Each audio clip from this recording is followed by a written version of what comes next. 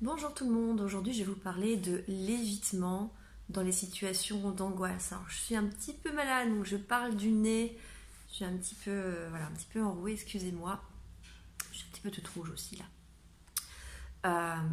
Bien souvent, quand il y a une situation qui fait peur, une situation angoissante, le comportement qui fait partie en gros des comportements de survie, il y a 3 comportements de survie, c'est l'attaque, la fuite ou bien je suis paralysée. Un des comportements qui est souvent utilisé, c'est la fuite. C'est d'ailleurs instinctivement le premier comportement qui nous vient à l'esprit, la fuite ou l'évitement. Donc forcément, dès qu'il y a une situation qui fait peur, le simple fait d'éviter cette situation ou de fuir cette situation va nous permettre de nous sentir à nouveau serein, d'être à nouveau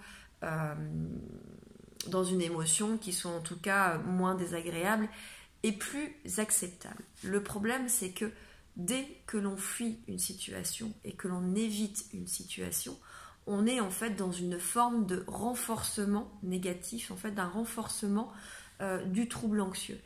Pourquoi ? Parce que dès que l'on fuit ou que l'on évite une situation, on n'est pas en capacité de se prouver à soi-même que nos pensées qui sont liées à cette situation sont fausses ou inadaptées. Et on n'est pas non plus en capacité de se prouver à soi-même que peut-être la situation n'est pas aussi dangereuse que de la manière dont on peut l'interpréter et qu'on a les capacités à y arriver. Je vais vous donner un exemple précis.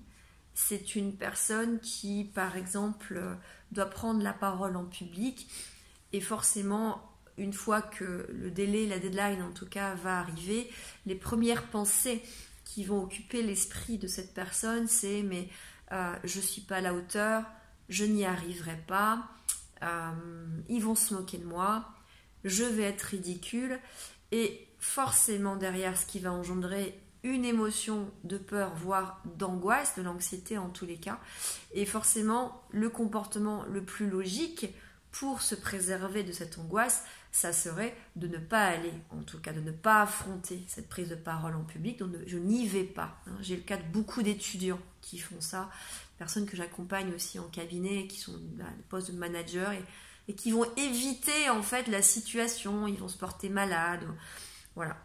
Forcément, sur le moment, c'est beaucoup plus simple parce que du coup, le mal-être va redescendre. Par contre, le fait de ne pas aller de ne pas affronter cette situation, vous ne venez pas changer vos pensées, vos croyances. Parce que peut-être qu'effectivement, en affrontant la situation, vous allez vous rendre compte que d'une part, personne ne se moque de vous, que d'autre part, vous y arrivez, qu'effectivement, vous ne maîtrisez pas tout, mais que peut-être c'est normal et que les gens le comprennent et que dans ce cas-là, il y a juste à prendre les questions, à trouver la réponse et de revenir vers les autres, que vous vous êtes adapté, que vous avez réussi. Et le fait de refaire, en tout cas de se confronter à nouveau à cette situation à plusieurs reprises, encore et encore et encore, va vous permettre bien sûr de venir exploser ses croyances, de venir changer ses pensées et surtout de venir mettre en place un nouveau comportement qui est un comportement de réussite plutôt qu'un comportement d'échec ou d'auto-sabotage. Donc, si vous avez peur de certaines situations, et les situations peuvent être extrêmement variées, ça va aussi fonctionner dans les schémas abandonniques, schémas de perfection. Voilà. Dès que vous avez peur d'une situation, peur de rester seul, peur de prendre la parole en public, peur de prendre la voiture sur l'autoroute, peur de prendre l'avion, peur de parler à un homme, voilà. Dès que vous avez des peurs, l'évitement et la fuite ne vont faire que renforcer l'anxiété et créer même parfois un conditionnement au niveau comportement de fuite qui ne fera que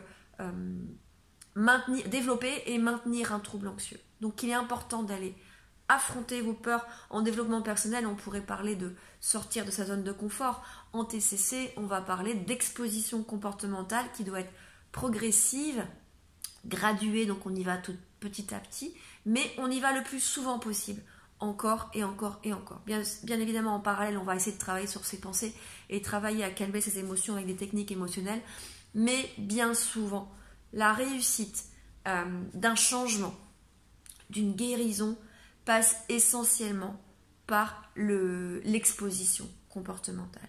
Alors, dans les personnes qui ont un schéma abandon de la dépendance affective ou qui sont dépendantes à une autre personne, l'exposition, ça va être parfois de rester seul, d'apprendre à vivre seul, de se rassurer seul, de s'apporter de la joie, du bonheur seul, pour se rendre compte que quelque part, on y arrive et surtout de se distancier aussi de cette forme de dépendance affective.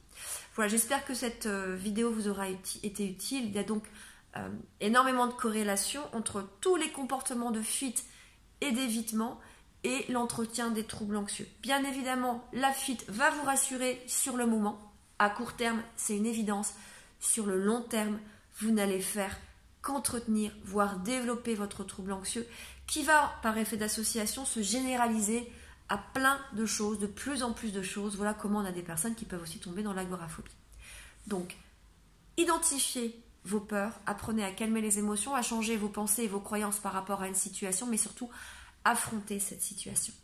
À très bientôt.